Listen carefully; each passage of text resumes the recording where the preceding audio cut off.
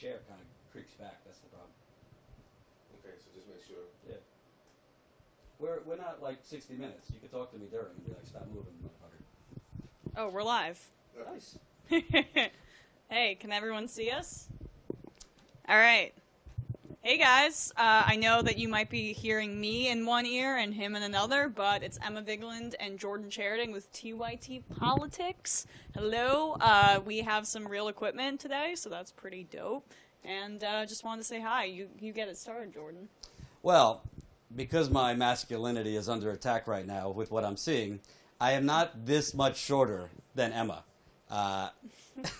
So Ty is here in New York, so he's actually shooting this. So we're working on our audio, we're working on visuals, trying to make it a little more spruced up. We're definitely not going to lose that rabble-rousing way about ourselves, but we're definitely trying to make the production value a little better. So Emma right now is sitting on my mini coffee table.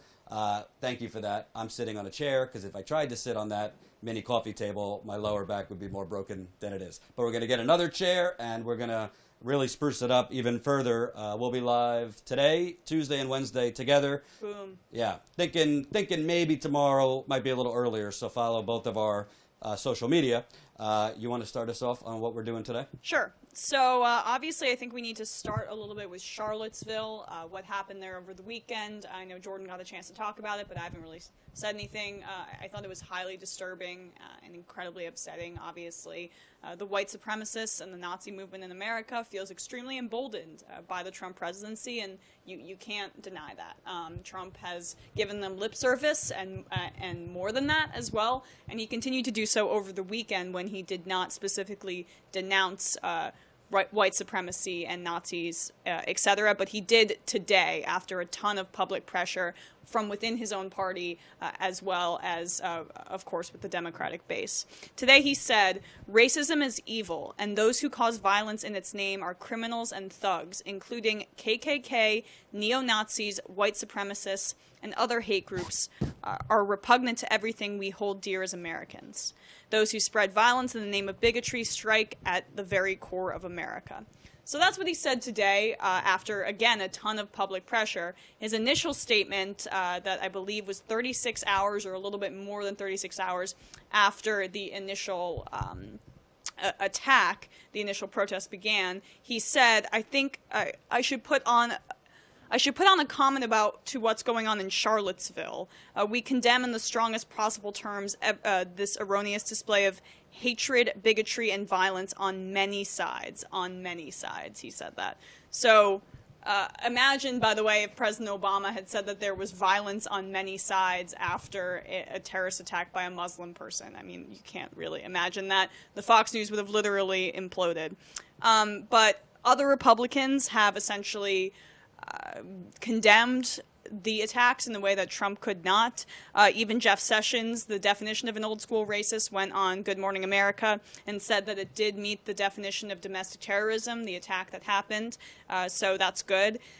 Ted Cruz put out a statement saying that the Nazis, the KKK, and white supremacists are repulsive and evil, and all of us have a moral obligation to speak out against lies, bigotry, anti-Semitism, and hatred that they propagate. Having watched the horrifying video of the car deliberately crashing into a crowd of protesters, I urge the Department of Justice to immediately investigate and prosecute the grotesque act of terrorism, domestic terrorism, excuse me.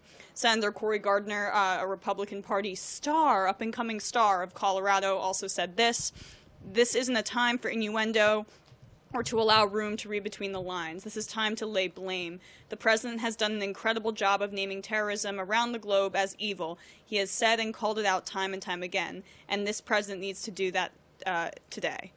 Orrin Hatch, also a senator of Utah, said that we need to call evil by its name, insinuating that Trump had not done so. And Marco Rubio, lastly, said, "It is very important for the nation to hear President Trump describe the events in Charlottesville for what they are, a terror attack by white supremacists." So if you recall, President Trump started the birther movement, essentially, which gave new life to the alt-right and white supremacy in this country. So the reason that he was initially silent on white supremacy is not by accident. It was a dog whistle to those very groups. And the Daily Stormer, which has just been taken down by GoDaddy, I don't know how I feel about that, but they are a white supremacist website. They praised Trump's initial statement, saying he didn't call us by name, he didn't say anything, and they thought it was very good. So that dog whistle worked for those white supremacist groups, and that's what Trump had intended initially. I think there's a lot of different elements to this, but first of all, whether you're progressive or conservative, whether you're progressive or like neoliberal, whether you're like a Bernie person or a Hillary person, really it doesn't really matter. Like, this is not about what we usually talk about, which is more corruption and things like that. As an American, I think we should be against the KKK. I think we should be against racism. I think we should be against not just hate towards African Americans, but just hate, period. I mean, there's hate. Ty and I were covering a march in Atlanta Saturday night for Charlottesville, and it was like a roll call of all the groups that have been discriminated against. I mean, you have African Americans, Latinos, indigenous, Asian American. There was even disabled Americans that spoke. And there's just a lot of hate. And I think the hate has been elevated, frankly, by the advent and evolution of media, starting in the 1990s with cable news, starting with right-wing radio like Rush Limbaugh, even sometimes on the left, I'm sure, without even knowing it. Occasionally I have said things that might stir people up without knowing it. So, like, we all have a place in terms of how hot the discussion is get. But we all are not KKK members. We all are not racists. We all are not white supremacists. So I think, these white nationalists, so to speak, have a right to gather if they would like, because freedom of speech protects even the most vile speech. But they know what they're doing. They are trying to provoke. When they do things like they did Friday night before the chaos of Saturday, when they do things like they do Saturday, they are trying to antagonize African Americans. They are trying to antagonize progressive white Americans. They are trying to stir up violence. And they are very good, once they stir up violence, of playing victim. So what Trump did on Saturday was just despicable. I mean, there's no other way to say it. He knew what he was doing. He knew that he was kind of doing this false equivalency, violence on both sides. And he did it for political purposes, because he knows a large part of his base are racists. Now, I've always been clear, because I had the fortune or misfortune to cover a lot of his rallies, they're not all racist. I think that's a misnomer and a misconception. And a lot of more neoliberal people looking for a reason why Clinton lost tries to just be like, it was just all racism. That's not the case. But the bottom line is, a lot of politicians, and I'm sure you'll agree with this, kind of sell out their values when they run to get elected. But when you're elected, you either have moments of moral courage, which I don't even think you need moral courage to denounce the KKK, or you don't. And I don't really care what you said today. It's $1. What's that saying? It's $1 short and $2 too late. I don't know. I've never A day heard. late, a day late, $1 short. Yeah. A day late, $1 short. Yeah, we know why he said it. It was written by his team. Emma said it so well, started birtherism. He stoked all this racist fear over the campaign. And now, because he's under fire by pretty much everyone, including his daughter. His daughter tweeted out using white supremacy. I mean, when Ted Cruz, who I think is racist too, tweets out about white supremacy and uses the words, and the president can't, I mean, that is insane. But let me actually say something about Ted Cruz and the entire Republican denouncement of this. And I may be a little more critical than you here, because I'm glad that they did, but the Republican Party is the result, and their base is the result of the Southern strategy, which disenfranchised black people, was specifically about racism, stoke these racist fears, so these white working class Democrats in the South, who were formerly, again, Democrats with the unions, etc., will come to our side because they want to vote against black people. They want to vote with their hatred, and this has been admitted by past Republican leaders, and it started really with Nixon and continued to this day. And the people like Ted Cruz and Orrin Hatch, they got into office because of the Southern strategy and because of that kind of racist rhetoric. they have benefited from it, and they know their history. I mean, Ted Cruz is not an idiot. He's a snake, but he's not one. So it's so disingenuous to tweet and denounce racism in the KKK when your entire party and the modern history of your party is based on giving lip service to those exact people. And so it's frustrating to see the media really just treat it as Trump's problem, that he has a racism problem, when really the entire Republican Party is based on an ideology of racism. Yeah. I'm going to look at Emma a little because there's a huge ring on my face. So. No, I left it up. Okay. So there's a few things. I actually don't disagree with you on that. I agree 100%. I would even go further than that. So there's different kinds of racism. And by the way, I want to get Ty in this for obvious reasons. He's a black person, and I want to know what he thinks. But Black guy. I'm black. yeah.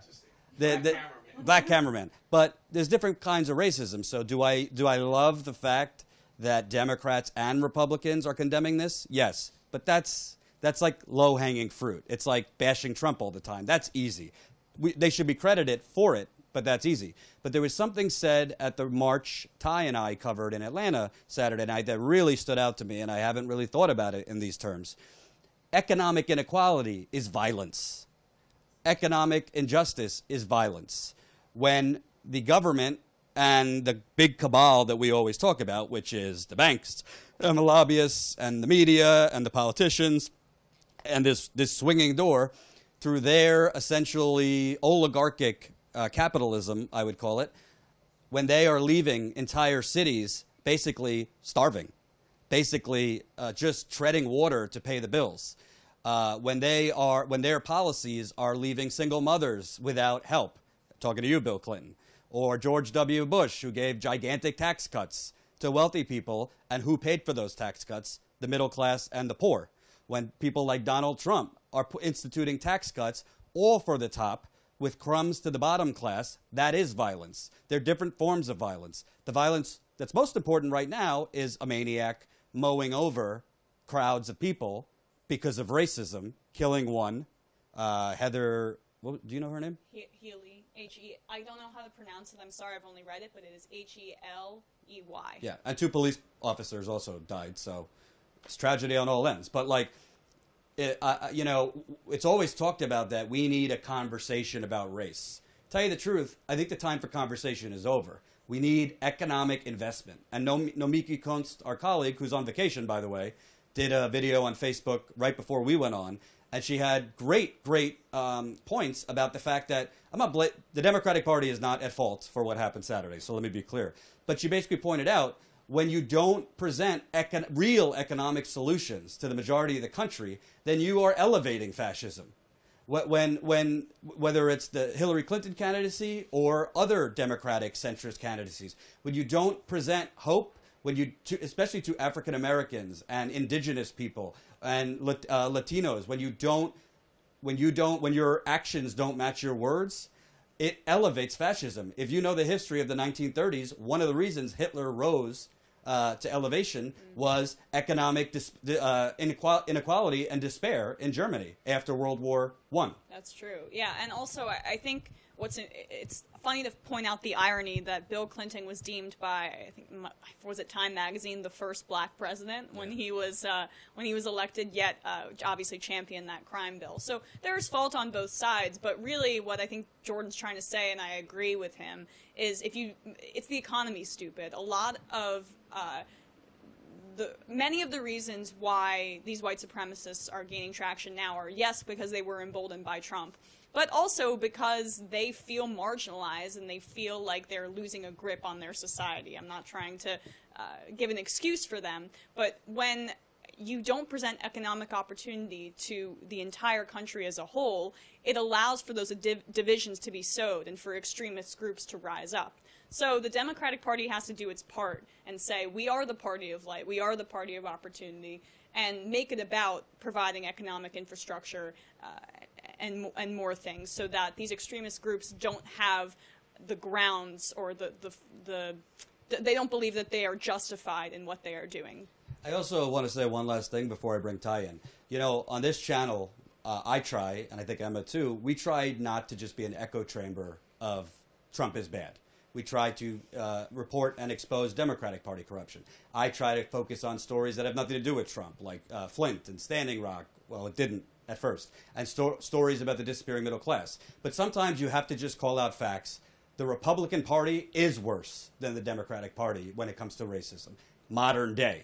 What Emma, not her fault, but like Emma left out, like originally the Dixiecrats of the South were Democrats. So the Democratic Party has a history of racism too. But the modern day racism in this country is Republican. So Ted Cruz, when Donald Trump was out spouting birtherism, he didn't say a damn thing. Neither did Orrin Hatch or any of these people coming out as valiant fighters today against this. Now, doesn't mean we shouldn't credit them for coming out now, but let's not pretend that these Republicans, Newt Gingrich, the day, I think the night of Barack Obama's inauguration, put together, I believe, 20 people, including Eric Cantor and Paul Ryan and other lawmakers, to basically decide we're going to go against every fucking thing this guy does because he was the first black president. That's just the bottom line. That's why they did it. It wasn't a political strategy. It was a political strategy based on race. When you saw these Tea Party rallies that Fox News elevated in 2010 and 2011, that was a very there was a very large underpinning of racism against the first black president. So I'm not saying that Democratic politicians, I think Democratic politicians, through not putting forth policies for African Americans and the downtrodden, are complicit too. But in terms of the language, in terms of stoking the hate, it's not comparable. The Republicans are worse.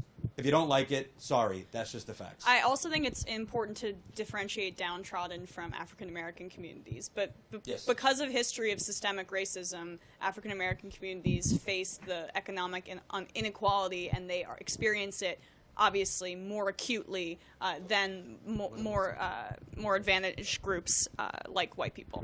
Ty is about to come on and talk because we got, black guy Jordan's like, bring him in. That's not exactly how he meant it. But yeah, I think obviously that's important to note when we talk about economic opportunity. You good? Pose a question, yeah. Oh, okay. So, I mean, do you have some thoughts, I guess? Do you have some, black guy, do you have some thoughts? Yeah, I agree. smart, attractive black guy. Exactly, smart. No, I think you guys are absolutely right. I know when the shooting happened in Virginia at the baseball game with the Republicans, he didn't waste any time, Donald Trump, didn't waste any time condemning and going against what happened, which he should have. That's what you're supposed to do. That's what a normal human being who has goddamn blood flowing through their veins would do, because it is wrong. And that's the values that we supposedly stand for in America. So that type of urgency that he had then, I do understand. I don't want to say I don't. I absolutely understand why. It's because he wants to cater to this group that he thinks allowed him to be president, that voted for him, that stand by him, because he has. You look at his actions, and historically speaking, anyone that's on his team, that stays by his side, that loves what he does, he backs up. He backs them up. He doesn't say anything against them. And, like you said, it's $1. I think it's a day late and a dollar short, because to me, having what he had the meeting with Sessions before, he had the little press conference today. It was like someone was literally just like, dog, you got to get it together. Like, you just can't do it. Like, it seemed like he had to be convinced. And then if you look at the press conference, it just seems so disingenuous. He's reading from a teleprompter, and you can, every president reads from a teleprompter, but it just wasn't in his heart. Because, when something's in your heart, I remember when Sandy Hook, is that Sandy Hook, absolutely. And you saw Barack, and you saw it was in his heart. He wasn't on the teleprompter. He was talking about how he felt. It just came from his heart. And with him, it just seemed like it was something that had to be said. If you want, it was all about political gain to me. He felt that you can easily still have a base and kind of whatever. I don't know exactly what was said, but it seemed like he was convinced, and it was disingenuous. And anyone that says he's put on this presidential hat right now, no, he didn't. He didn't do anything like that. It was just absurd, and I didn't agree. My mic's apparently off. Is it? Yeah. So Check her mic. 1 2 1 2. Do you see her? It's on. Yeah, it's on. Hey guys, my mic's on. Yeah, it's working. Don't. If we hear it in here, don't listen to them. A lot of people, and matter of fact, what you can do to see if it's on is Well, all right. Well, I'll do saying, it later. Yeah, you can go like that. If they're saying it's off while you're talking, you can go like that. If you can hear it, then it's something going on with their computer. All right, guys. Well, I'm here. You can hear me. 1 2 1 2. Here, go hold this. If they can't, we'll just trade. They can Okay. hear me. Close it out. All right. Well, we're good. So we're gonna move on to the next segment. My mic is fine, guys. That's what they're saying. Sup, Treehouse. Oh, and by the way, it should be said that a civil rights investigation has been opened. Also, why? Like, I am not engaged. This is my middle finger, and this is not a diamond. Like, There, you gotta worry, girl. Yeah, the audience loves them some, Emma. I mean, I'm 23, and I don't think anyone's ready at 23. No. I'm 30, and I'm ready, actually. If you're single, want to mingle, you know how to reach me. Anyway, so what do we got next? All right. Well, you want to talk about the Democratic Party? I do. That's fun. I'm putting this laptop down. La da da da da da. And by the way, eventually this is going to run a lot smoother, but I kind of think you like the raw, like authentic, us kind of figuring it out as we go. TYT Raw, like WWE Raw. Yeah. Right. So I think the raw is good for your kind of personal blogs the video blogs. I think it's great. I think this is a good way, like if you guys are teaming up and having that, especially if we get everything we need to make it look. Yeah, no, I think tell us if you guys like this format. We know that right now the audio is going in one ear when we each talk, we think, but we're gonna get that together. we're gonna get that fixed. We're gonna get that fixed. So, so this is an op-ed. All right, ready? We'll start the segment right here. So the Washington Post is at it again with their latest op-ed, smashing the Bernie bros, saying that we are the problem. I know that I'm actually a female, so I don't know if this applies. I don't know if I'm sexist against Hillary Clinton and Kamala Harris, but apparently we are the problem. But they've amended it to include me, thankfully, and Nomi and the other capital P progressives, to call us Bernie bros and sisters. Thank you, Dana Milbank of the Washington Post op-ed column, who now has included women in his definition. He starts this off by saying, things could go well for the Democrats in next year's midterm elections if they don't burn out. President Trump's woefully unpopular, feuding with Senate Majority Leader Mitch McConnell and other Republicans. The GOP can't manage to repeal Obamacare or do much of anything. Voters say they'd like Democrats to run Congress. But here come the Bernie bros and sisters to the Republicans' rescue. They're sowing division in the Democratic Party and attempting to enact a purge of the ideologically impure, just the sort of thing that made the Republican Party the ungovernable mess it is today. Bernie Sanders' advisors are promoting a litmus test under which Democrats who don't swear to implement single-payer health care would be booted from the party in primaries. Sanders pollster Ben Tolchin penned an op-ed with a colleague under the headline, Universal Health Care is the new litmus test for Democrats. Nina Turner, head of Sanders group Our Revolution, I guess another one of the Bernie sisters, told Politico this week that there's something wrong with Democrats who won't unequivocally embrace Medicare for all. So that is true. There is something wrong with Democrats that don't do that because an overwhelming majority of Americans want Medicare for all. They want single payer, but when you phrase it as Medicare for all, they want it even more. And having that as a litmus test for the party makes sense because the majority of Americans want it. So if you want to actually represent Americans and want to win, you would back popular proposals. But I don't know if winning is their primary objective. It really is just to appease corporate donors and play good cop to the Republicans, bad cop. This op-ed writer clearly does not know how to win and why we listen to these losers who continue to say play towards the center like we have for decades is beyond me. I know why the Washington Post gives these guys credence, but why anyone should listen to the Washington Post op-ed pieces like this is beyond me, really. I just want to read one more part. Sorry. That notion, not just taking a stand, but excommunicating all who disagree, is what Republicans have done to themselves with guns and taxes, and it would seriously diminish Democrats' hope of retaking the House next year. But guns and taxes, those positions are extremely unpopular. After Sandy Hook, almost 90% of Americans wanted background checks on people buying assault weapons. And Republicans said, no, we will not let that pass. None of us will let that pass. And taxes? Another overwhelming percentage of Americans don't want taxes on the wealthy. So Do want taxes. do want taxes on the wealthy. So this is apples and oranges, and it's purposely deceptive because they're comparing an extremely popular proposal like Medicare for All to an extremely unpopular proposal. Here's a tip to Democrats: run on popular proposals. I know that's nuts. I know it's nuts. So before I get into this column, I have a radical idea. If I owned the New York Times or the Washington Post, you know what I would make a mandatory? Are you Jeff Bezos? A mandatory. No, I'm a good-hearted person. Okay.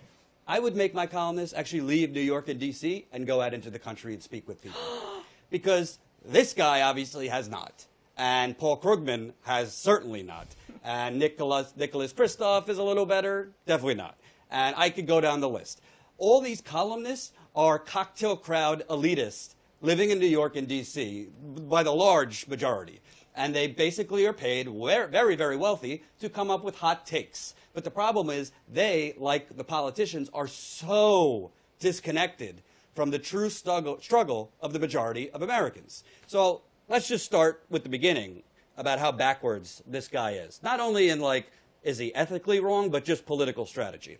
So he thinks that the Democrats are lined up to win because President Trump is woefully unpopular, feuding with Senate Majority Leader Mitch McConnell and other Republicans. The GOP can't manage to repeal Obamacare or do much of anything. Voters say they like Democrats to run Congress. So this whole thing, that paragraph that he just wrote, is essentially Trump's bad, Trump's bad, Trump's bad, they're going to elect us. How'd that work out in November? They're still going on this ridiculous theory that Trump is going to be so unpalatable that, okay, just they'll thrust the Democrats back into office. The problem is, the big problem, who votes in midterm elections? Predominantly older Americans. Younger people generally don't come out for midterm elections. And they're certainly not going to come out if the tagline for the midterm election is President Trump is woefully unpopular, feuding with Senate Majority Leader Mitch McConnell and other Republicans. The GOP can't manage to repeal Obamacare or do much of anything. Voters say they'd like Democrats to run Congress. I don't know. I meet a lot of young people, millennials. I really don't know many millennials that will come out and vote for John Ossoff-type candidates or whatever Dana Milbank is trying to put forward. So that's number one. There's this false notion by the columnists and the pundits and the Democratic establishment, Pelosi, that we just got to make Trump so unpalatable and point out the awful things he's doing that we'll win by default. The problem is Trump is depicting a narrative of it's the media and the establishment against us. And he is still going to be able to rouse his base, which is predominantly older and white, to come out. So Dana Milbank is wrong. The second thing that is ridiculous, but here comes Dana Milbank, without phrasing it. I want to know what you think about this. Without using the terms, he's basically trying to equate the progressive left, which would be Emma, myself, Young Turks, others, with the Tea Party. He's making a comparison, like Republicans of the last decade have done. He's talking about the Tea Party because they were what he's saying is they were the Puritans who had a purity test. And no, the difference is we have a purity test to help American people. They had a purity test based on racism and extremism and shrinking government down to the size of your, what do they call it? Shrink government down to the size where it could drown in the bathtub. Your thoughts? or like a peanut or some other small object would be good, like my earring. That I lost one in the tub one time. But the audience knows how. You know what? Do you know that I love baths? I tweet in the bathtub in the morning. I do a lot of my writing for my book in the bathtub, and lately I've been listening to a lot of Third Eye Blind and Coldplay. Go on. And he has this weird thing of letting the water run. Yeah, Like, I know. entire time. I literally just had my roommate say to me yesterday, "You take more baths than anyone I know." So that's what we have in common beyond the progressive movement. But shoot, I had something. Oh, okay. So the Tea Party base really was based on racism, but the Tea Party politicians are, yes, racist maybe in their own right, but their business was deregulate, corporate donors, big money donors, etc. So they tricked their base into thinking that they were for them and they were populists, that were going to go after all those bad blacks and Latinos, but really they were essentially corporatists in racist clothing. So that's what the Tea Party movement was. But I don't even want to spend time discrediting the Tea Party movement because we already know that. What I think is interesting is that the Tea Party movement was treated with legitimacy by the mainstream press because they are a conservative base. The Tea Party protests were covered. So remember when that was the largest protest on the congressional steps. I forget what it was for money in politics. Democracy Spring. I'm sorry, I was blanking. So the Democracy Spring protest broke records. Could you imagine if that was Tea Party people marching on Washington, how much the media would cover it? They love covering the Republican base because it's all about economic deregulation, and it's not challenging their status quo, like CNN, MSNBC. But liberal bases get no coverage. Liberal protests, with the exception of the Women's March, really get no coverage. And that's because the liberal base is spat on by the Democratic Party, while the conservative base is embraced by the Republican Party. So we are essentially treated as lepers, while mainstream Democrats and all of the Republicans are kind of embraced by media and by public discourse. So he's operating under that same principle, that liberal, hippie left, blech, like ever since Reagan, embrace the right, this is a center-right country, and we are the fringe group. And that's what's frustrating about op-eds like this, is because they are decades behind the times and still in that same mindset of the country is center-right, when on every single issue, healthcare, tax the rich, marijuana, I could go on and on, the country is certainly center-left, if not left in terms of polling. And I think he's also confused, because I haven't been advocating this. He says that notion, not just taking a stand, but excommunicating all who disagree, is what Republicans have done to themselves with guns and taxes and la la la. Who the hell's talking about excommunicating anyone? We're just going to outvote you. We're going to out-organize you. We're going to out-mobilize you. I don't care if Neera Tanden, John Podesta, Jennifer Palmieri, the CNN, the Hillbots want to get together and talk about the centrist days and, we need better training. Let them have their meals. Let them have their gatherings. Let them have their media. We are not saying people need to be excommunicated. We're saying we're just taking over through what democracy is supposed to be, peaceful protests, peaceful organizing, and outvoting you. We're saying we're taking the keys because you clearly don't know how to drive. Like, you're clearly drunk behind the wheel, drunk on that corporate money, so we got to take the keys. No drinking and driving in the Democratic Party. Right, and also, did they say this about Howard Dean in 2003 and 2004? I don't think Howard Dean was, as progressive as Bernie Sanders, but he was considered, back in those days, pretty progressive. And he was railing about the Democratic Party getting us into Iraq. He was railing about the Democratic Party being complicit in the Bush tax cuts and all those things. 50-state strategy? 50-state strategy. I wasn't paying attention, but I don't remember seeing op-eds about those damn Dean bros and sisters, They basically, and by the way, if this guy, it makes no sense, because Dana Milbank, and by the way, Dana Milbank, just a drop in the bucket. There's going to be other columns just like it. It's just the one I saw. But if Dana Milbank is talking about the strategy to win, why wouldn't you be talking about going towards Bernie Sanders' side of the party, which is out-polling everybody else? He talks about, and American voters by polls are saying they want the Democrats to run Congress. Well, A, I don't know what polls you're talking about, but B, the Democratic Party as a collective party is polling at its lowest in decades right now. So if he thinks that's going to get it done, again, political strategy, midterm elections, older Americans vote more than younger Americans in midterm elections. Older Americans are the most reliable voters. For the Democrats, African-American women have traditionally been the most reliable voters. But in midterm elections, if you're going to retake the House, you have to excite voters. The same old, if you didn't just notice in 2016, not going to excite voters. So he's either dumb or there's something more deep-seated that's going on.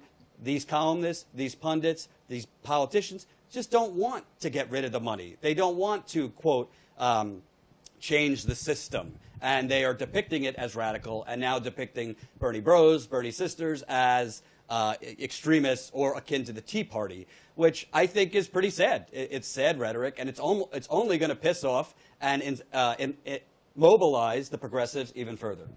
Yeah, I just hope the messaging doesn't work. I really do. And I hope that progressives have a really strong showing in 2018, and it has to start here. It has to start now at the grassroots level, having progressive candidates primarying. Yes, sorry guys, primarying corporate Democrats, and also just getting involved in your local communities. Pay attention to who's getting elected in 2018, when those races are, etc., because that's the only way we're going to actually change things and have this litmus test become a reality. We should move on to the final thing we're going to talk about, which kind of piggybacks off of this topic a little bit. It's up right there. You want me to read it? Yeah. Cool. So basically, you have... Oh, let me start. So basically, you now have the columns coming out, the Bernie bros and the SISTAS, which at least they're being, like, equal about it. You know, I was offended that you were calling... Well, by the way, that article had SISTAS as lowercase, but bros as capital. And by the way, I just want to make clear, what are they going to do about transgender people that support Bernie Sanders? Like, they're not talking... Well, they would be bros or sisters after they transition. I guess you're right. So, I wanted to get into another piece that shows that not only is the talk out there, but now the centrist wing of the party is mobilizing against the Bernie bros and sisters. So another one from our friends at the Washington Post: centrist Democrats begin pushing back against Bernie Sanders, liberal wing. So, the high-profile stars of the Democratic Party's populist wing have steered the agenda their way on Capitol Hill this year. But the fight over the party's direction is far from settled. What are they talking about stars? We're talking Bernie Sanders. That's who's done it. Elizabeth Warren's helped, too. I'll give you that. As the party faces great expectations of big gains in the 2018 midterm elections, Democratic centrists are increasingly worried that the disproportionate share of attention shown to Senator Bernie Sanders and the agenda pushed by his anti-establishment allies will do more harm than good. That direction, the thinking goes, will energize liberals in places where Democrats are already winning by big margins. But it may drive away the voters needed to win inland races that will shape the House majority and determine which governors and state legislatures are in charge of redrawing federal and state legislative districts early next decade. Enter a group called New Democracy, a combination think tank and super PAC trying to reimagine the party's brand in regions where Democrats have suffered deep losses.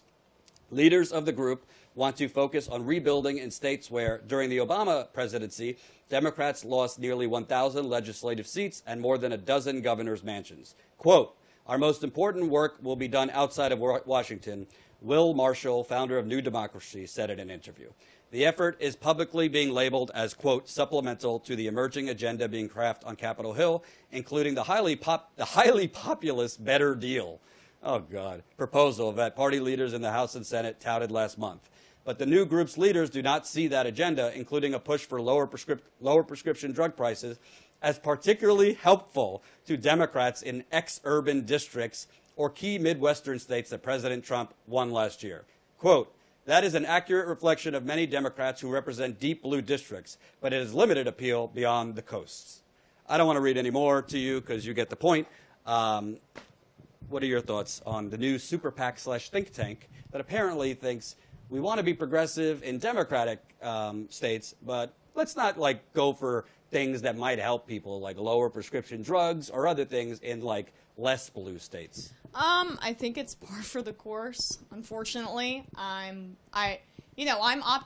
sometimes I think more optimistic than you, but in some ways maybe I'm more pessimistic. I think money, it still rules all, and in these districts that rely heavily on candidates in these districts that rely heavily on exposure, I'm worried that centrist, aka right-wing Democratic PACs like this are going to drown out candidates unless we have a concerted effort to fund candidates that aren't going to take corporate money through Justice Democrats, etc., groups like that. That it worries me, honestly, and unless we have a consciousness, a consciousness that transcends like just capital P progressives online, like a local consciousness about which representatives are representing which. I'm afraid something like this could happen again. I do think we've made immense strides in the progressive movement, certainly, but groups like this and Hillary Clinton's group, what is it, Onward Together, they're going to have a lot of money backing them, so we got to stay woke. Well, I also think something... I'm sorry if I say that poorly. Something that's really incredible to me is not only is this just morally and ethically and ideologically stupid, politically speaking, it's a terrible strategy, and I'll tell you why. Let's just look at one comparison. So Trump cleans Hillary Clinton's clock in the Electoral College. She did win the popular vote. Apparently that's a stolen election by some idiotic Democrats. Right. So you have Rob Quist, Bernie-crat in Montana, definitely more conservative because it's Montana, but he was pushing progressive policies that Bernie Sanders and us agree with. Donald Trump won that district by 25 points in Montana. Less than 6 months later, in that special election, Rob Quist only lost by 6 points. And by the way, he got very little help from the DNC in terms of money for ads and things like that. So Rob Quist turned it around by, what's 21 minus 6? 15. I failed math, too. That was good. So he turned it around by 15 points in less than 6 months in red Montana. Montana's pretty red. So let's go to Georgia, where Ty and I just were. John Ossoff. We know what happened. Democratic Party spent money hand over fist to win this election. It was actually the most money spent in a congressional election in American history. Trump won by 1 percentage point in that district. Ossoff loses by 4 points. Ossoff is running on neoliberalism and civility, and Trump is evil. He loses pace with the 2016 results, whereas the progressive gained. And by the way, one more thing. In Montana, which wasn't talked about, it was a largely early vote state. Remember that the guy Rob Quist lost to, body slammed a reporter or whatever the hell he did? Most of the votes were already in before that happened the day before the election. So it's possible, if it was not an early vote state, Rob Quist could have lost by 2 to 3 points, maybe even an upset by people who voted for the body slam candidate, but if they didn't put their votes in early vote, might have changed to Rob Quist. So the point is, in one example since 2016, we already are seeing progressive candidates can win or compete in red states, but pushing forth neoliberal candidates, they are losing. They are losing. Yeah, I think that, you hit the nail on the head, really, with Ossoff. I think that the Ossoff election, the special election against Karen Handel, who's now going to be the representative from that district, is a real great example of how the Democratic Party does have resources to back candidates. Every freaking day I got an email, Ossoff, like 20 different emails. And when they want to back someone, they can. Did you vote your Oss off? Oh. Like, gross. Look, they have a way to get in contact with constituents. They can mobilize people. Yes, it wasn't as effective here, but they tried so hard, and they got a lot of money from the anti-Trump crowd, from their Democratic base. But they choose not to do that with other candidates who are stronger candidates like Rob Quist, and they have less of a chance. What could Rob Quist have done with the money that was funneled to John Ossoff and the infrastructure and the high-profile backing? And Bernie was slammed by a lot of centrists for not backing Ossoff sooner, I guess. But Ossoff had the entire power of the Democratic establishment, power and money behind him, and he could not surmount it because his ideas were not that good. Think about a candidate like Quist, who did have good ideas, and that money could have really made a difference. but the Democratic establishment isn't that interested in sending that money there. Right. And the last thing I'll say about this is, like, I actually had a debate down at Netroots Nation conference, which, by the way, was a very establishment conference. I said it while I was there. Just got to keep it real. It was establishment. It was more of a, you know, it was more of the same, you know, panels on resisting Trump and resisting the Republican Party, but really nothing about, like, progressive economics and things like that. No reform. Only Right. resist, no reform. Exactly. But I had a debate with a young lady named Latoya Jones. She ran for DNC vice chair. Go check that out on the channel. A bunch of other segments are up, and we'll be putting more up. But I had a debate with her because she, you know, there's this talking point about, no, you have to run differently based on where you are. You know, a national progressive economic message doesn't work in every single district. I call bull on that. Yes, you have to run differently as to certain issues. So if I'm a progressive running in Texas, I'm probably not going to, accompanying my progressive economic message, talk about, I'm taking your guns, baby, because I won't win. But I'm not going to cater as a progressive from the economic message because it's been shown to cross party lines. Independents, by and large, love Bernie Sanders. Republicans liked Bernie Sanders. Republicans liked a lot of Trump's progressive policies, even though he was lying, like the trade deals, like ending the bailouts and corporate welfare, like bringing the money offshores back to America. So progressive, I know Trump didn't mean it, but progressive policies are starting to be attractive to independents and Republicans.